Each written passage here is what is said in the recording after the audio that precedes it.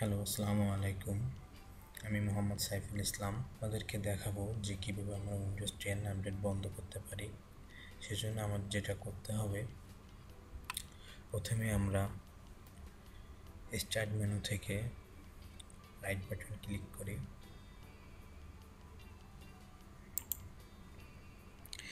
দেখুন এখানে অনেক লেখা আছে, সেখান থেকে আমরা ডিভাইস ম্যানেজার আছে, নেটওয়ার্ক কানেকশন, ডিস্ক ম্যানেজমেন্ট, সেখান থেকে আমরা কম্পিউটার ম্যানেজমেন্টে ক্লিক দিই। নতুন একটা উইন্ডোজ আসছে।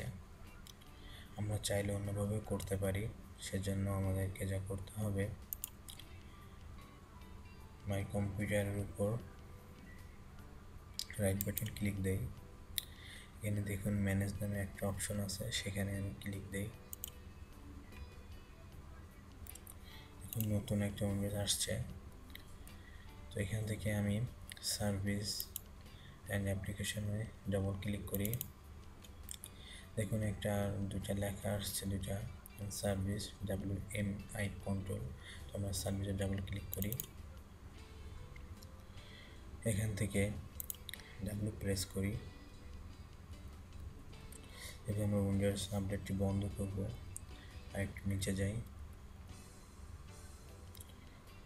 দেখুন এখানে চলে আসছে উইন্ডোজ আপডেট। এখানে আমি ডাবল ক্লিক করি। দেখুন এখানে সার্ভিস স্ট্যাটাস স্টপ লেখা আছে। তো যেহেতু আমি কিছুক্ষণ আগে স্টপ করে রাখছি, এজন্য আমাকে স্টপ দেখাচ্ছে। আপনারা প্রথম যারা করবেন তাদের অবশ্যই এটা উচ্চ থাকবে। তো এটা স্টপ করে দিবেন এবং স্টার্টআপ টাইপ থেকে এখানে ডিজেবল লেখা আছে, এখানে আপনি ক্লিক দিবেন। দেখেন এখানে অটোমেটিকলিভাবে থাকে, এখানে আপনি ডিজেবল করবেন এবং অ্যাপ্লাই ওকে। দেন আপনার উইন্ডোজ আপডেটটি বন্ধ হয়ে গেল। সব ভালো থাকবেন।